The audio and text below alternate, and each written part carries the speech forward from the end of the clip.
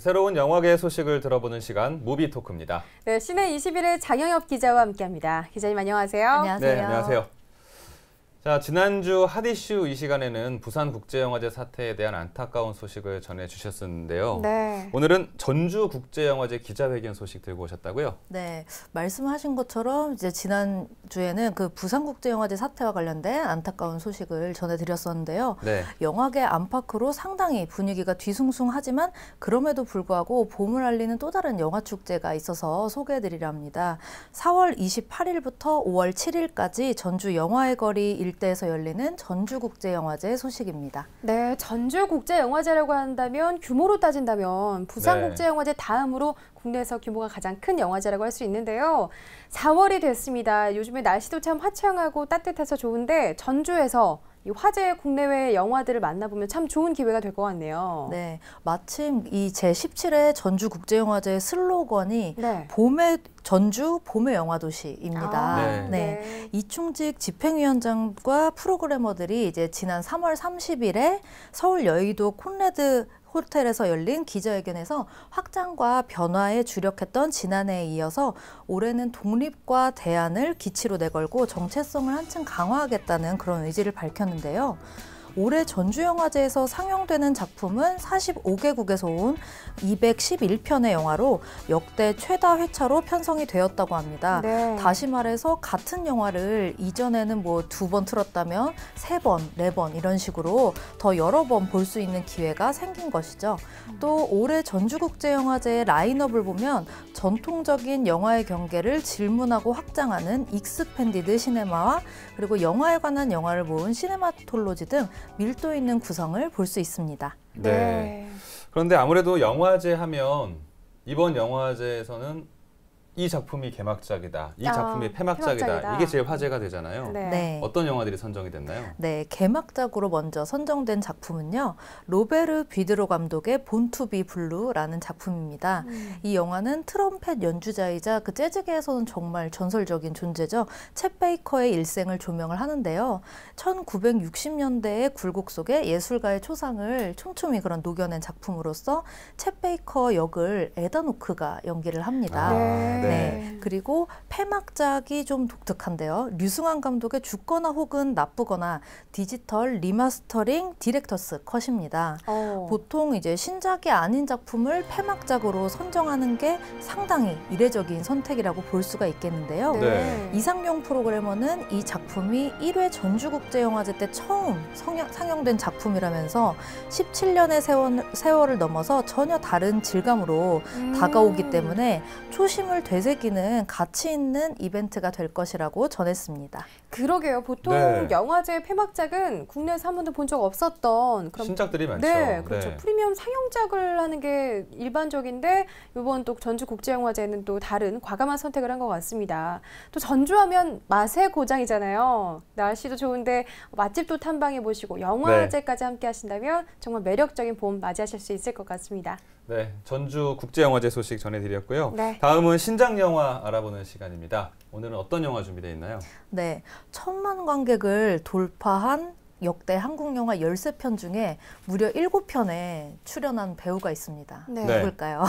네, 바로 천만요정이라는 그 별명으로 불리는 배우 오달수 씨. 오달수 씨인데요. 오달수 씨가 처음으로 주연을 맡은 그 영화가 개봉해서 소개해드리려고 합니다. 대배우라는 작품입니다. 대배우요? 네. 오달수 씨, 그렇습니다. 천만요정으로 알려져 있는데 이분이 지금 첫 주연작을 맡은 거군요. 네. 충격적이네요. 근데 사실 그동안 오달수 씨가 씬 스틸러, 맞아요. 예, 그리고 주연급 조연, 네. 정말 사람들의 이목을 끄는 강렬한 존재감을 보여줬던 배우인데 이제는 주연을 맡았습니다. 그러게요. 예, 이렇게 길게 나온 적이 있을까 싶을 정도로 그런 첫 영화가 아닐까 싶은데 대배우라는 영화입니다. 저희가 영상을 준비했거든요. 그래서 보고 나서 얘기 나누겠습니다. 그동안 연극에 빠져 사느라 영화 오디션은 일부러 보러 다니지 않았습니다. 선배님, 저도 대사 있는 거 한번 해보면 안 될까요? 극단 들어온 지 얼마나 됐어? 83일 됐습니다. 나 20년 됐는데 아직 개안다. 오디션요? 깐나 박 감독님. 주연 설강식, 악마의 피. 아니 강식이 형이 그런 일 있으면 나한테 얘기를 안 하고. 강식이 형! 안녕하세요. 제가 형이에요?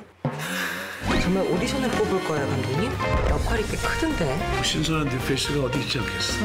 다듬어지지 않은 원석 같은 그런 배우.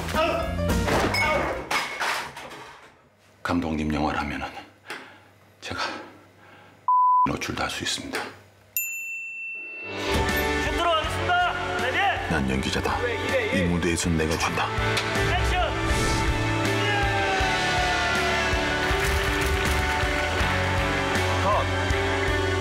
아빠, 영화에선 사람으로 나오지. 우리 아빠 이런 사람이다. 배우다. 네, 영화 대배우 예고편 보고 왔는데요. 네. 대배우. 오달수 씨가 대배우가 되는 건가요? 어떤 내용인 거죠? 네, 대학로에서 20년째 묵묵하게 정통 연기의 길을 걸어온 장성필이 이제 오달수 씨가 연기하는 이 영화 속의 주인공인데요. 네. 오랜 연기 경력이 무색하게 아동극 플란다스에게서 대사 한마디 없는 이제 개 역할을 맡은 그 장성필이 이제 아내와 아까도 이제 영상에서도 나왔었죠. 그 아내와 자식 볼 명목이 좀 없어 보이는데 장성필은 과거에 함께 극단 생활을 했던 선배이자 이제는 국민 배우가 된 설강식, 윤제문 씨가 연기하는데요. 네. 설강식을 통해서 영화계에 진출을 하려는 그런 계획을 세웁니다. 네. 마침 세계적 거장 깐느박 이경영 씨가 아까 연기하는 네. 감독의 신작 네. 악마의 피에 일부러 설강식이 보러 다니지 캐스팅됐다는 소식을 들은 장성필은 그를 이용해서 악마의 피에 캐스팅되려고 엄청난 공을 들입니다. 하지만 장성필에 대한 설강식과 깐느박의 반응은 냉담하고 캐스팅되기가 어려워지자 장성필은 극단적인 선택을 합니다.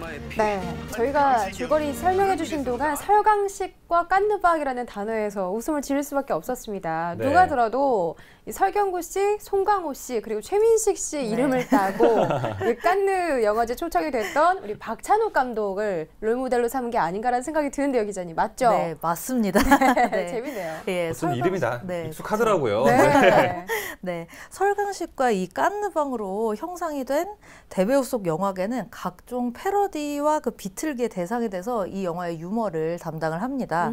특히 이 영화 속에서 등장하는 영화는 박찬욱 감독의 박쥐, 아까 악마의 피라고 했잖아요. 네. 박쥐랑 뭔가 좀 비슷하죠. 네, 박쥐고 그리고 이제 김지훈 감독의 좋은 놈, 나쁜 놈, 이상한 놈을 떠올리게 하는데요.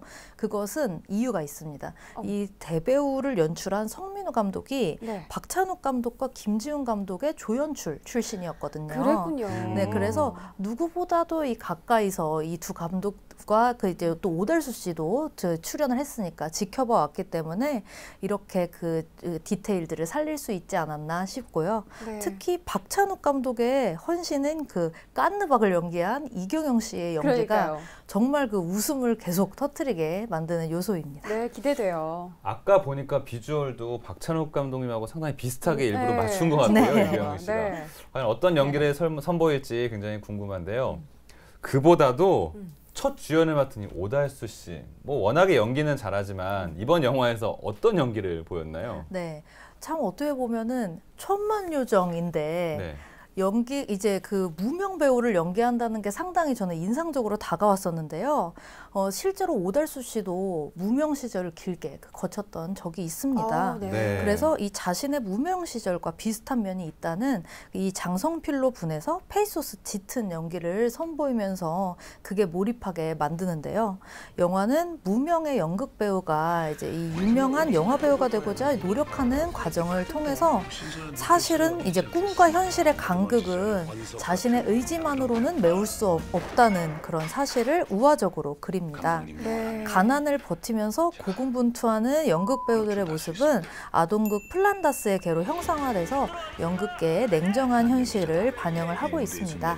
네, 그리고 이제 또 성민우 감독은 박쥐의 오디션을 보았을 때 어떤 분이 있었냐면 이런 분이 있었대요. 정말 진실하고 간절하게 이 역할이 하고 싶다고 말했던 사람이 있다고 합니다. 네. 이 배우로부터 대배우의 이야기를 구상했다고 하고요. 네. 네, 영화계든 연극계이든 사실 어떻게 보면 이제 스포트라이트를 받는 사람들은 굉장히 소수에 불과하다는 그런 사실을 이제 이런 그 문화예술계의 현실을 그 가감없이 반영하고 있다는 점에서 영화 대배우는 인상적인 작품입니다.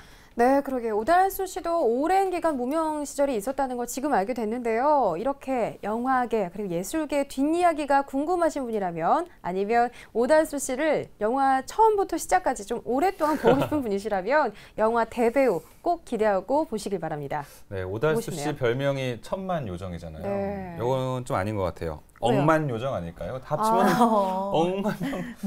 그러니까요. 많이 갔나요? 네, 아니에요. 억만요정 맞습니다. 네. 오달수 씨 화이팅입니다. 네, 대배우 아주 관심이 가는 영화였습니다. 네. 자, 다음 영화는 어떤 작품이죠? 네, 다음 영화는 외화인데요. 영화 설국열차의 버금가는 독특한 설정과 스릴 넘치는 드라마를 장전한 작품입니다. 네. 벤 웨틀리 감독의 하이라이즈 소개해드리렵니다. 영화 하이라이트요. 영화 설국열차의 버금가는 특별한 설정이 들어가 있다고 하는데요. 저희가 예고편 준비해봤는데 보고 와서 이야기 나눌게요. Lang was satisfied with life in the high-rise, ready to move forward and explore life. I'm so sorry. I thought you were... Why don't you come up later and have a drink?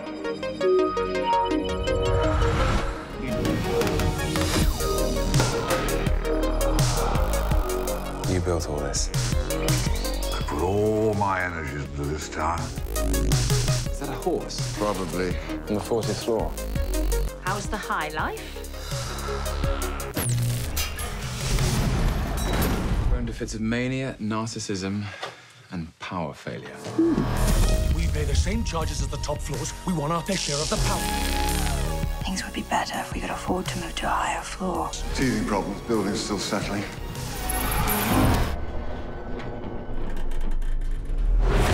What are you doing? What are you doing in there?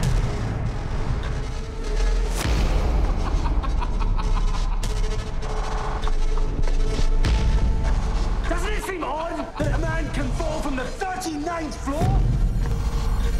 What have you got there? A kaleidoscope? What can you see through that thing? 네, 예고편 보고 돌아왔는데요. 보고 나니까 더 궁금하네요, 기자님. 어떤 줄거리가 지금 숨어 있는 걸까요? 네, 황폐한 도심에 네. 세워진 초고층 아파트 건물 하이라이즈가 있습니다. 슈퍼마켓부터 은행, 수영장, 초등학교까지 웬만한 편의시설을 다 갖추고 있어서 외출이 따로 필요 없는 곳이고요. 일종의 작은 수직 도시처럼 되어 있는 그런 공간인데요. 네. 40층까지 뻗어 있는 이 아파트에는 대개 부유한 전문직 종사자들이 살고 있습니다. 이 중에서 신설의과대학의 부교수로 부임한 랭 박사가 있는데요. 톰 히들스턴이 연기를 하는데 이 랭 박사는 고요하고 단절된 생활을 꿈꾸면서 하이라이즈로 이주를 해옵니다. 하지만 어느 주말 아침에 그의 집 발코니 너머로 날아들어온 유리병과 함께 그 기대는 깨져버리고 마는데요. 네. 이른바 하이라이프라고 불리는 이 상류층들의 생활은 밤낮을 가리지 않고 열리는 파티와 일상처럼 흔한 정전의 연속입니다. 중간층에 거주하는 랭은 그 분별 없는 생활 속에서 점점 더 깊어지는 상층부와 하층부 간의 반복을 목격을 하고요. 결국 갈등은 몇몇 사건으로 터져나오고 이와 함께 건물이 제공하는 완벽한 서비스와 탁월한 사생활 보장 시스템이 허물어지기 시작합니다. 네. 이 줄거리를 들어보니까 왜 설국열차와 비슷한 설정이다라고 그러니까요. 말씀하셨는지 이해가 되네요. 네. 설국열차는 앞칸과 뒷칸이 나뉘는 건데 이건 층수별로 계급이 나뉘는 그런 얘기인가요? 네, 맞습니다. 네, 봉준호 감독의 설국열차가 같은 컨셉을 수평으로 이렇게 네, 그 그러니까 앞칸부터 이제 꼬리칸까지 옮겨 놓았다면 하이라이즈는 수직의 공간으로 이 계급화된 사회를 은유를 합니다. 네, 설국열차가 반란군 리더의 그 시선으로 이끌어가는 그런 영화였다면 하이라이즈에서는 중간층, 그러니까 상층이랑 하층의 딱 그 중간에 있는 계급의 시점을 따르되 후반부로 갈수록 하층부에서 진격하는 자와 상층부에서 관망하는 그런 설계자의 시점을 모두 흡수를 하는 그런 영화입니다. 그렇군요. 시점이 달라서 중간에서 둘 다 볼 수 있다는 장점이 또 있고요. 설국열차의 경우는 기자님 동명의 만화가 원작이었던 걸로 알고 있거든요. 네. 그럼 이 하이라이즈도 뭔가 원작이 따로 있을까요? 네, 이 영화는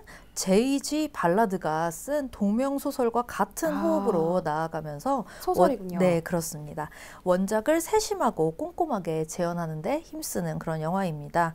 초반에는 하이라이즈만의 독특한 생활 방식을, 중반 이후에는 이제 이 계층 간의 대립으로 황폐화된 공간과 사람들을 묘사하는 데 공을 들이고요.